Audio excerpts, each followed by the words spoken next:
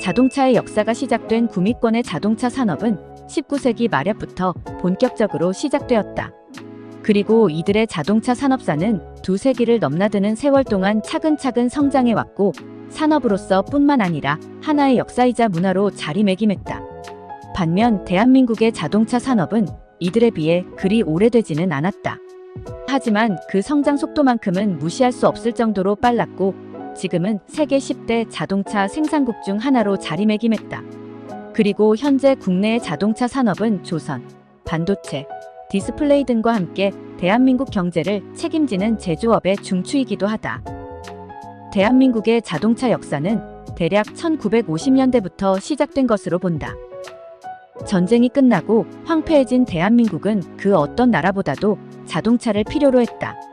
하지만 모든 것이 파괴된 열악한 환경 속에서도 몇몇의 선구자들이 나타나 대한민국의 자체적인 자동차 산업이 자행할 수 있는 길을 열어주었다.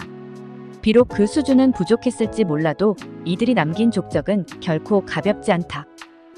1950년대 초 대한민국 자동차 산업의 태동기를 이끌어온 자동차들을 소개한다. 1955년 10월 광복 10주년을 기념해 열린 산업박람회에서 돌연 우리 손으로 만든 자동차가 등장해 이목을 끌었다.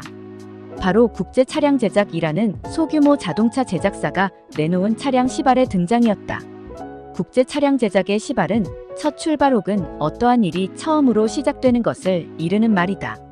국제차량제작은 본래 광복 후 미군으로부터 불화받은 군용 차량의 폐차 처리 등을 업으로 삼았던 국제공업사를 모체로 하는 기업이었다. 설립자인 최무성은 이 국제공업사에서 얻은 경험을 통해 직접 자동차를 제작하는 사업을 시작했으며 그 첫 결과물이 바로 시발이다. 이들의 제작 방식은 현대적인 자동차 산업의 그것과는 전혀 달랐다. 한국전쟁 이래 미군이 불화하거나 남기고 간 군용 지프들의 부품을 수집하여 그중 상태가 양호한 것을 골라 자동차를 제작하는 것이었다. 즉 버려진 지프의 프레임 셰시와 엔진, 차축, 바퀴 등 각종 부품을 떼어다 만드는 재생 차량인 것이다. 물론 차체만큼은 기존 지프와는 조금 다르게 보이도록 하면서도 새 것과 같은 느낌을 주기 위해 드럼통을 가공하여 새롭게 제작했다. 국제 차량 제작의 시발은 기술적으로는 조잡하기 이를 데 없는 영운기 수준이었다.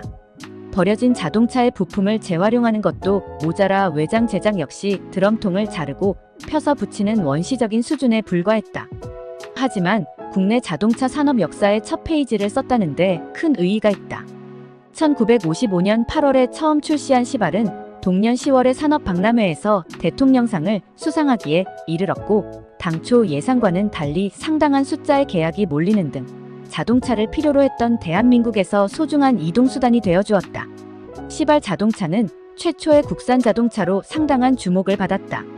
그런데 60년대 5.16 쿠데타로 제3공화국 체제가 들어서면서 박정희 정부는 국가재건 방안 중 하나로 내놓은 자동차공업 보호육성법을 제정 및 공표했다. 그리고 이에 따라 등장한 기업이 새나라자동차공업 주식회사였다. 새나라자동차는 일본 닛산의 블루버드를 그대로 들여온 모델에 가까웠기에 품질이나 기술적 완성도 면에서 국제 차량 제작의 시발 자동차와는 차원이 다를 수밖에 없었고 시발 자동차의 몰락에 결정적인 역할을 했다. 그런데 이때 1963년 부산에 위치한 신진공업사라는 정비개조 공장에서 새로운 자동차를 출시해 주목을 끌었다. 이 차가 바로 신성호다.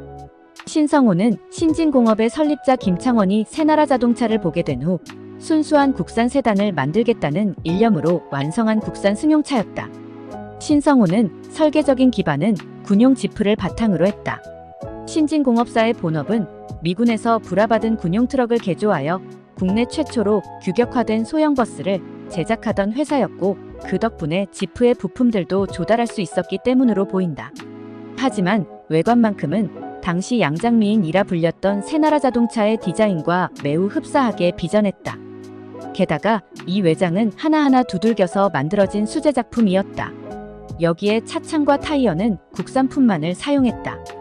이 덕에 신진공업사는 윤치영 당시 서울시장의 도움으로 1964년 신성호를 서울시청 앞 광장에 전시하여 많은 국민에게 신성호의 존재를 알릴 수 있었다. 하지만 신성호는 상업적으로는 그리 성공적이지 못했다. 근본적으로 시발과 크게 다르지 않은 군용 지프의 재생품에 가까워 품질이 조악한 데다 새나라 자동차에 비해 가격조차 비쌌기 때문이다.